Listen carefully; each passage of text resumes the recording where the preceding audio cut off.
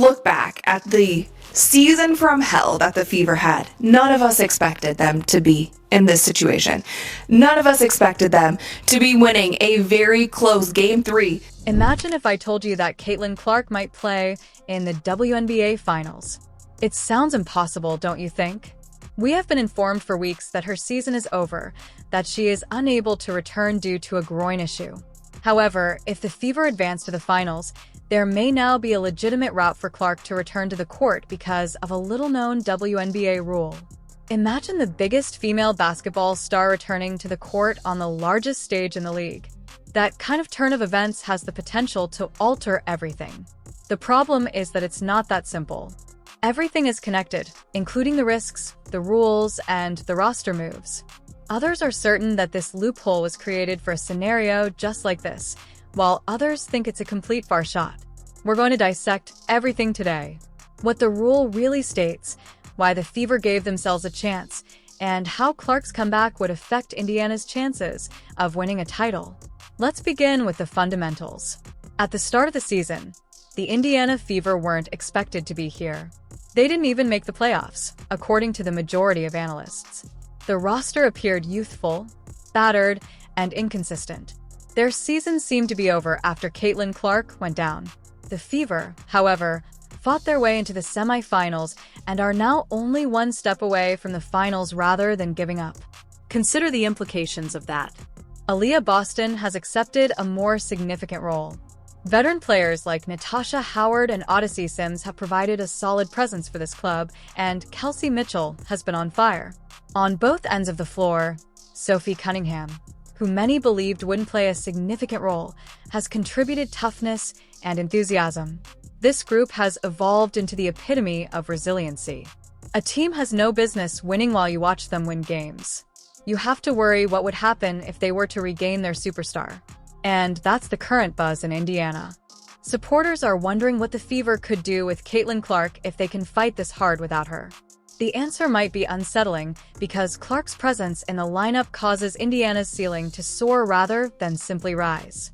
This is why the entire discussion surrounding her potential comeback is so intriguing. Let's take a step back and review our purpose for being here. Since sustaining a groin injury that kept her out of action weeks ago, Caitlin Clark has not participated in any games. When the Fever announced at the time that she would miss the remainder of the regular season, most people assumed it meant she would also miss the playoffs. Injuries to the groin are complex. Sometimes they go away fast, and other times they persist. Given the amount of excitement surrounding her debut, it is surprising that Clark only appeared in about 13 games this season. It was anticipated that she would dominate the league, and she did for a time. The Fever were unexpectedly becoming the WNBA's must-watch team, selling out arenas and smashing television numbers. Then the injury struck, and everything fell apart. The fascinating portion, though, comes after. Recovery from groin injuries often takes 2 to 6 weeks, depending on their severity. That timeline is long gone now. Clark has had time for recuperation, training, and perhaps even backstage preparation. This begs the obvious question: why not bring her back if she's feeling well enough? At this point, the topic of rules replaces health. Even though Clark may be eager to go back, it's not only a question of whether her body is prepared. The question is whether the WNBA permits it. And that's where things become somewhat difficult. This is when things start to get interesting. Postseason rosters are locked once they are submitted at the conclusion of the regular season, per standard WNBA regulations. No more 7-day contracts, no more hardship signings, and no more bringing in unemployed free agents. Your submission is your possession. There's a catch, though. A provision in the WNBA permits teams to activate players who are currently under contract but are marked as inactive. This implies that if a spot becomes available due to an injury, players on the injury list, maternity leave, or suspension may theoretically be added to the active playoff roster. And you know what? Caitlin Clark is one of those people. She isn't just any free agent. She has a signature. She has a contract. She also belongs to the Fever Group. People are buzzing because of it. In theory, if another player is injured or the league makes an exception, the Fever might activate her. Now, realize this before we get ahead of ourselves. Rarely are there exceptions. They are not given out lightly by the league. However, the existence of the language indicates that this is not merely a wild imagination. Despite the fact that the roster deadline has already passed, Caitlin Clark still has a realistic chance to make a comeback in the finals. That's where the whole thing is going wrong. What makes this loophole so important then? Because it suggests that Caitlin Clark's season may still be going strong. The CBA gives that remote opportunity, but most fans believe the injury announcement was final. You're never completely excluded if you have a contract. Being under team control versus being on the active postseason roster is the main distinction here. If specific requirements are fulfilled, an injured player may remain on the inactive list and still be eligible for activation. In contrast, emergency or hardship contracts expire at the conclusion of the regular season. The fact that this clause hardly ever appears makes it all the more fascinating. There haven't been many players of Clark's caliber in this situation before, signed, hurt, but possibly able to return at the highest stakes. It's the kind of circumstance that makes executives, coaches, and even the league itself reflect carefully. Does the Fever act as a trigger for Clark to play? Would they jeopardize the cohesiveness of the team? Or do they continue to play the same roster that brought them here? This loophole is therefore more than just a legal gimmick. This choice has the power to change how the season concludes. Let's now discuss the gamble. It's never simple to get a player back after a protracted injury absence. The dangers are clear. It's possible that Caitlin Clark is not feeling well. She might hurt herself again. Additionally, her presence might throw off a team's rhythm that is now working. Playoff basketball is not the time to experiment because chemistry is sensitive. Here's the opposite, though. One of the league's most dangerous players is still Caitlin Clark, even at 60%. Defenses are stretched by her shooting. Opportunities are created by her vision. And everyone around her is uplifted by her competitive fire. Such an influence does more than merely aid in its transformation. This is a huge reward. The Fever have an immediate advantage over everyone, even the defending champion aces, with Clark on the floor. She compels opponents to reconsider their strategies, modify their games, and show Indiana more respect than they otherwise might. The Fever's willingness to accept that danger is the matter at hand. Do they take a chance on history by betting on their franchise athlete, or do they take precautions to safeguard her long-term health? It's the traditional conundrum. Long-term security against short-term glory. And it's a very difficult decision for a club this close to the championship game. This is where people started to wonder. Only 11 players were submitted by the Indiana Fever for their postseason roster. Given that teams are permitted to carry 12, that is exceptional. Why would they give someone a spot? Some people think this was a planned action. The Fever may have allowed itself some leeway by leaving the 12th spot available, perhaps even purposefully leaving the door open for Clark to return. Why not simply add another depth player to the squad if they had no plans at all? Rather, they relied on the strength of their group and entered the playoffs with fewer players. That raises the question of whether the front desk discreetly moved Caitlin into that space.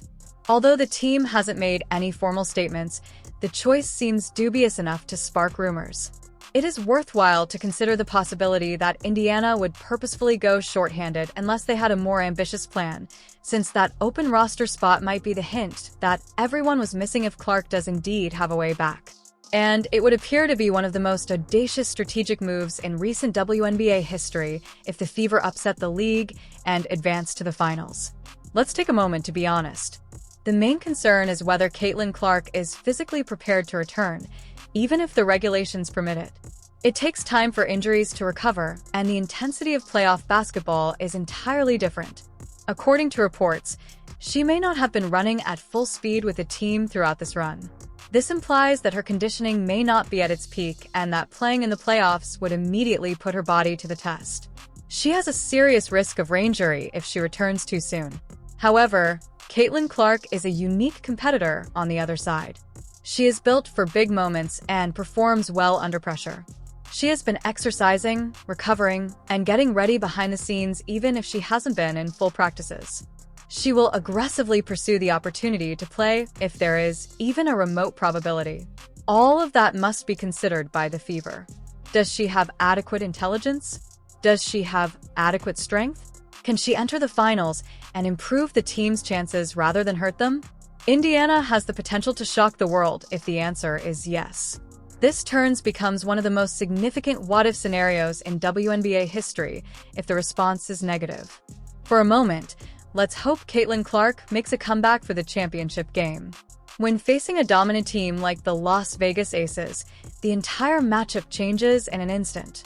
The defense would be forced to stretch the floor when the Fever suddenly possessed a weapon. Teams may pack the paint against Aaliyah without Clark, Boston, and challenge the guards of Indiana to shoot. That strategy fails with Clark.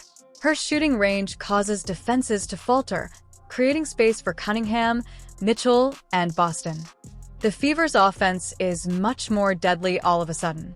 Although Clark isn't flawless on defense, her presence allows Indiana to play more quickly, take more chances, and have faith in her ability to initiate transition plays.